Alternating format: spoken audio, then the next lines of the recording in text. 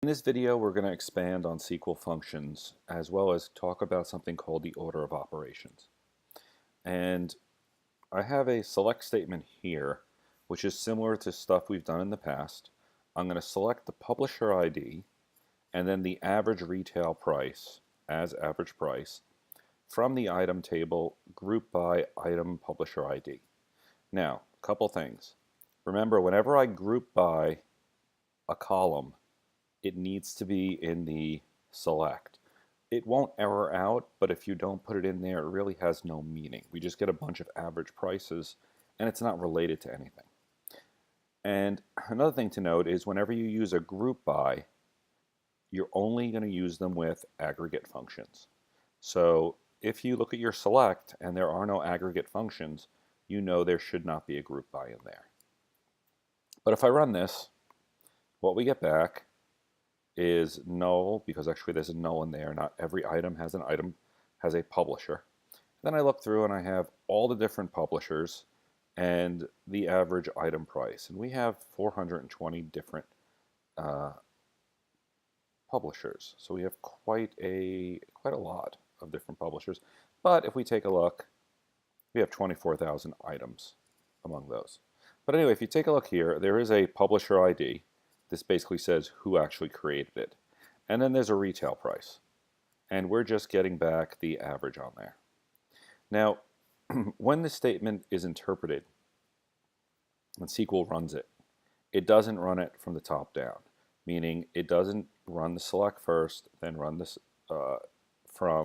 then run the group by. It actually does something a little different. What actually happens whenever you run any select statement, the from is always going to be the first thing to occur. And then in this case, the select runs next and then the group by.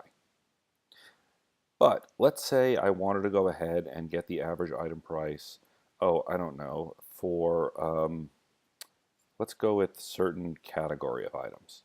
So if I look over at the item table, I have another column here called item category ID. If I only wanted to get back the items where the item category ID is 1, I would put it over here and say where item category ID equals 1. And that would filter it out, and the null is gone, and we get one less, 419.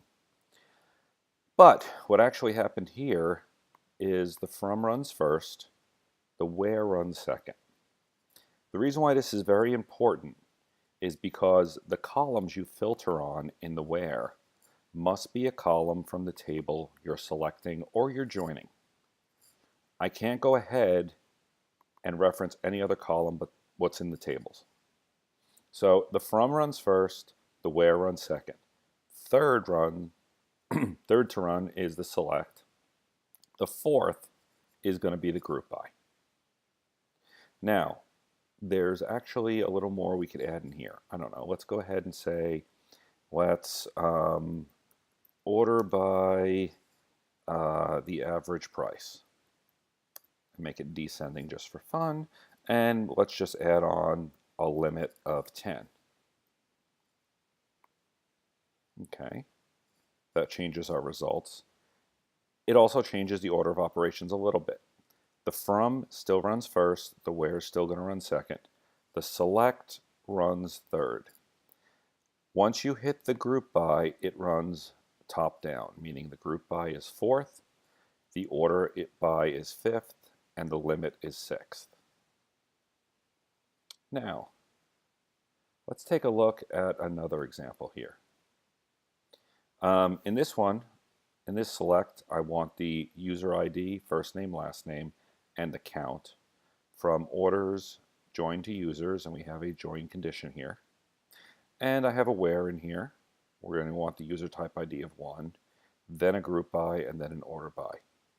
Here's the order of operations. The from and the joins all run together. Essentially, it wants to go ahead and say, which tables are we working with, and how are we joining them together? Next thing it wants to do is the where. So that way it can say, I want to work with as few rows as possible. Obviously, if I give you 2 papers and say sort them alphabetically, that's easy. If If I give you 10 million papers and say sort them alphabetically, well, that could take some time.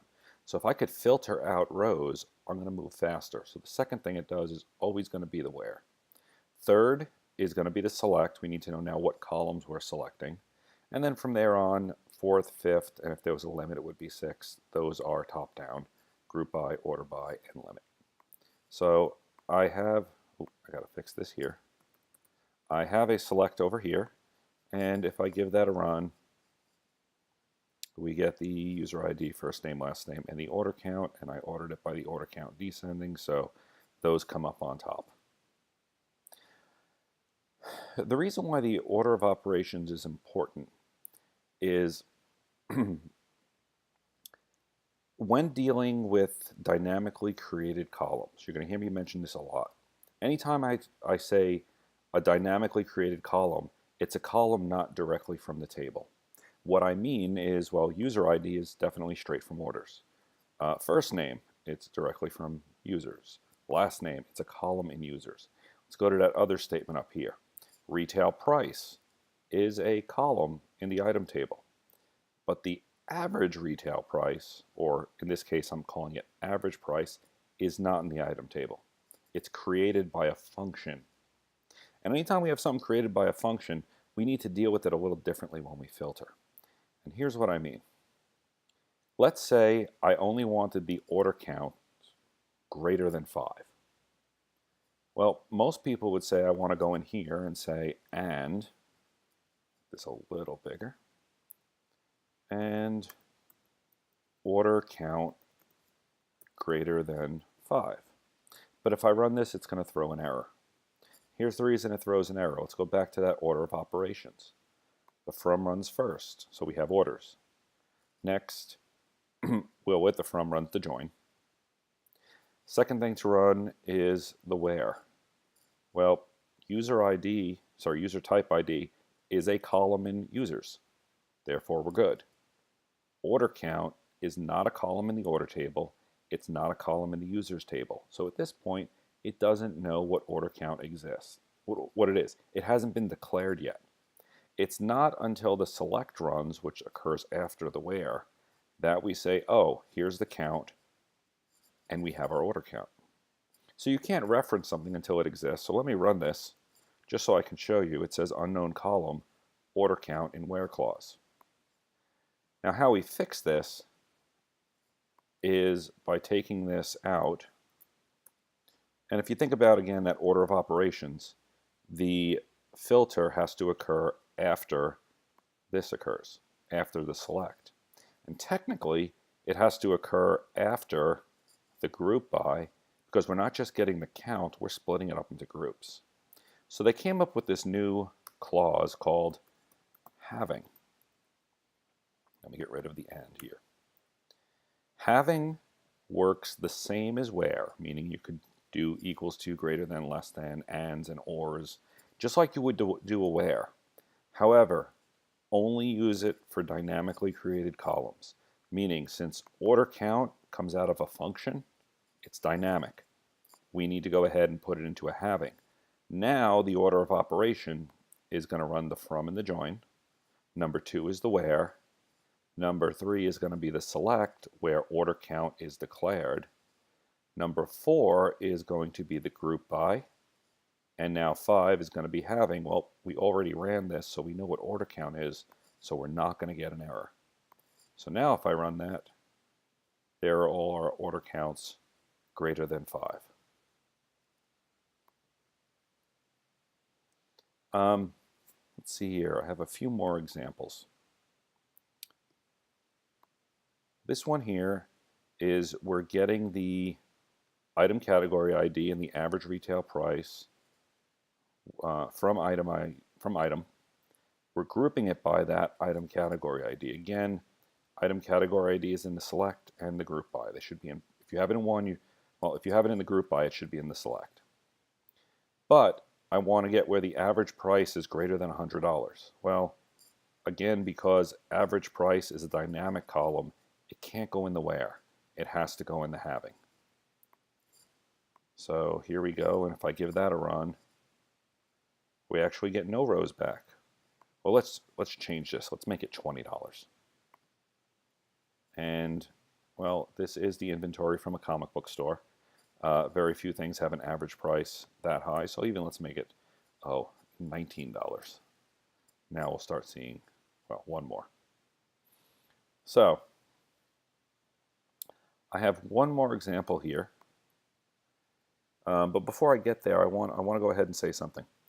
In SQL, in a select statement, there are three conditions, three places where you're going to go ahead and do a comparison, meaning this column equals something else. The first one is when we join tables, so like on and on. So if I look at the last statement here, where we join tables, the on is where we'll have that condition, where we compare two columns or a column to a hard-coded value, something like that. The second place we have it is in the where. Obviously, that's our filter. We need to be able to compare columns to values and columns to other columns. Finally, the third place we're going to have it is the having. These are the only three places where you're going to see comparisons. Remember, those comparison operators are stuff like equals, not equals, greater than or equal to, less than, something like that, or even like the like command. So it's either in the on statement, the where statement, or the having statement. If you get confused and you ever say like where group by equals to, yeah, that won't work. Those are the only three places you can have comparisons. So one more example I do want to go through is one where I'm selecting the user ID, the first name, here we go. The user ID, the first name and the last name, and the count as order count from orders joined to users where user type ID is equal to 1. I believe we did this one a little while ago. It's slightly different we're going to play with. Where user type ID is 1, I have a group by, I have a having on order count because order count is a dynamically created column. Let's see here. Yep, the order count's a little different, but it is the same. And then the order by, and then I'm going to put a limit here of 10. The reason why I'm doing this with you, well, let's even put another one in here. Let's put another condition. And just to see how large we can get this to be, we'll say, and first name, like, we'll only want the people whose first name contains a, remember if we do a %%, those are wildcards, E in it. And having order count greater than 1. Yep. So, to go over order of operations one more time. The from runs first with the join. We want to know what tables we're working with. Next thing we do is the where, and that includes any ands and ors.